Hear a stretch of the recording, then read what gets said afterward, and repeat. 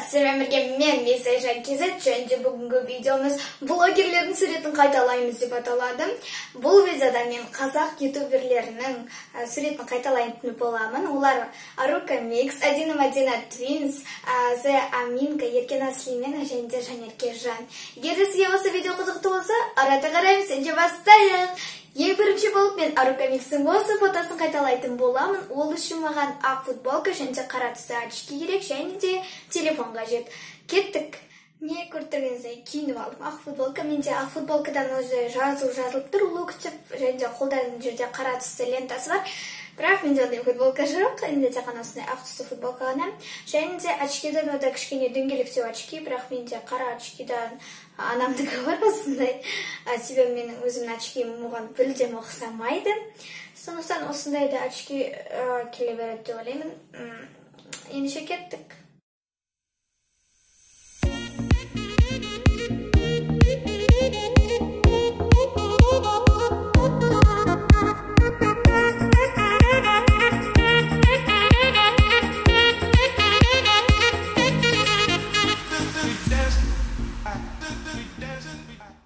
Мен суретке түсіп болдым, өте қызықты болды.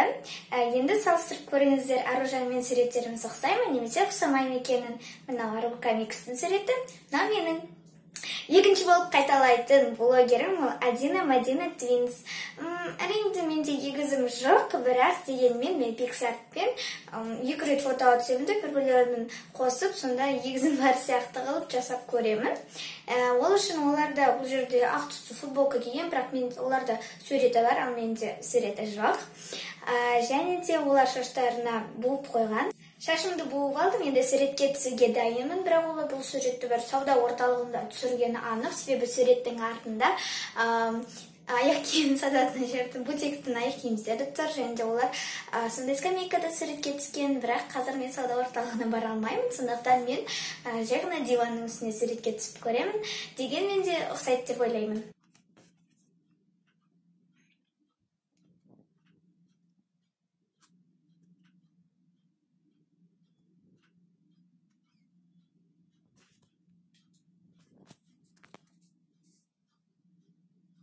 Суреттің нәтижесін көріңдер. Мынау Адина Мадинаның суреті, ал мынау менің суретім. Менің егізім болмағандықтан кішкене қиындау әрине, бірақ Pixar программасымен фотошоппен кішкене болсын ұқсатып жасаттым.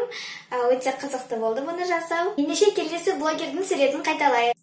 Үшінші болып мен Зе Аминканың суретін қайталайтын боламын, яғни осы суретін қайталаймын мен Зе Аминканың. Ол үшін маған қызыл түсті кофта кию керек. Менде дәл оныкіндей пиццаның суреті бар кофта жоқ, және де Snapchat бағдарламасына кіріп суретке түсу керек. Менде пиццаның суреті бар кофта болмағанымен қызыл түсті кофта бар, сондықтан қызыл түсті кофтамен Snapchatқа кіріп дәл солай суретке түсетін боламын. Ал одан кейін шеттеріне сары түсті рамка жасайтын боламын.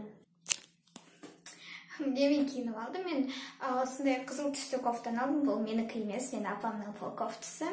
Және де мен оны керісінше киіп алдым, артын резинкамен қадап қойдым, себебі ананың артында ілгектері бар.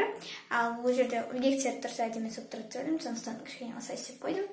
Және де қазір фото түскен кезде ол мына жер бүйтіп тұрады, сонда ол кішкене сондай кофта сияқты болып тұрады. Және де ода шаштарым мына жерде шығып тұр екен, кішкене челкама бірдемесі. Енді солай шашымды шығарып қосып қоям. Бірақ ол жерде түсініксіз, ода шашын болып қойған ба, немесе оны өрген ба екен. Мен алдыңғы шаштарды жібердім, және олар оппасын кішкене қызық болып тұр. Бірақ қазір фото түскен кезде кішкене әдемірек көрінетін болады бұның бәрі. Және де мен оны Snapchatта түсетін боламын, себебі ода үстінде басында гүлдер бірдеңе тұр, ол Snapchatта фильтр, сондықтан соны көреміз. Негізі өте қызық болып тұр.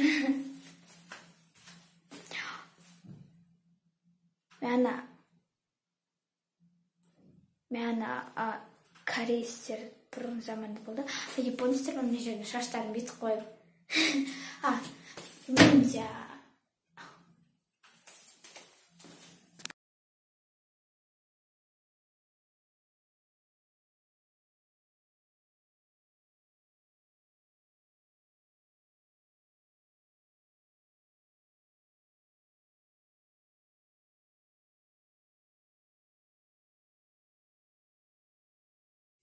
Мен Аминаның суретін қайталадым. Міне Аминаның суреті және де міне менің суретім, салыстырып көріңіздер.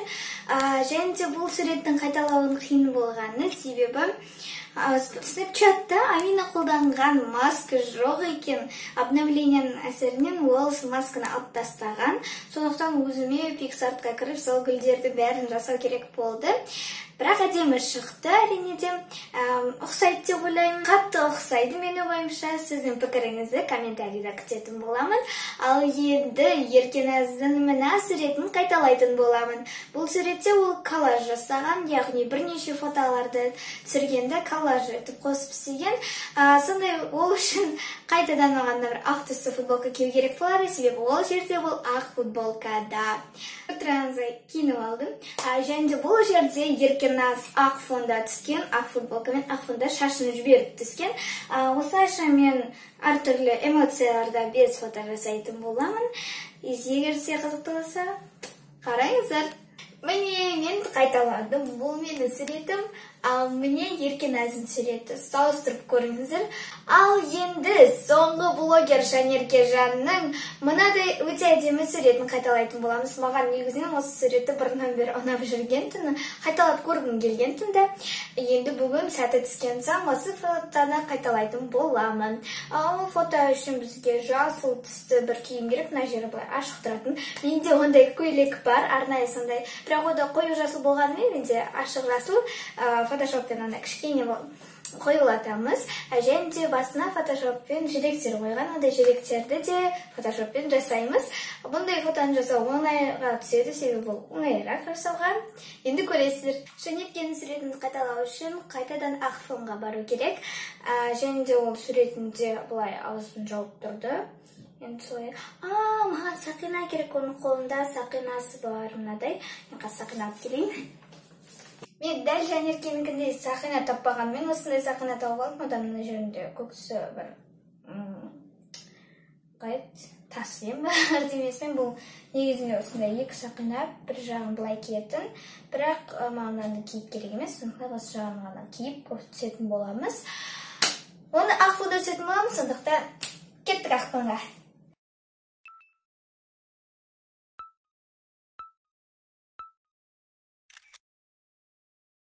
Мен Жанеркенің суретін қайталадым, және де өте қатты ұқсайды деп ойлаймын, себебі міне мынау менің суретім, ал міне Жанеркенікін салыстырып көріңіздер, қатты ұқсайды деп ойлаймын.